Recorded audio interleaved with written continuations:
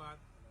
সবাই কষ্ট করছো, অপেক্ষা করছো। আমরা অধীর আগ্রহ অপেক্ষায় ছিলাম আজকের এই সরকার বা নির্বাচন কমিশন রিটার্নিং অফিসার আমাকে বিনা প্রতিদ্বন্দ্বিতায়, যেহেতু আমার প্রতিদ্বন্দ্বী নাই আপাতত,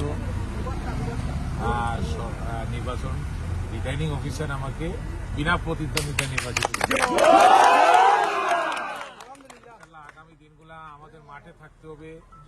আমাদের মৌলভীবাজারের মানুষের প্রত্যাশা, এই শান্তিপ্রিয় মৌলভীবাজারবাসীকে শান্ত রাখতে হবে, তাদের নিরাপত্তা নিশ্চিত করতে হবে, গণমানুষের জানমালের নিরাপত্তা নিশ্চিত করতে হবে।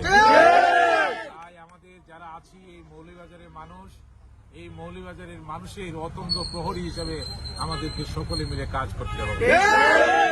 সকলে মিলে আমরা আগামী দিনগুলো সুন্দর ভবিষ্যৎ রচনার জন্য একসাথে ঐক্যবদ্ধভাবে সকলে মিলে কাজ করব।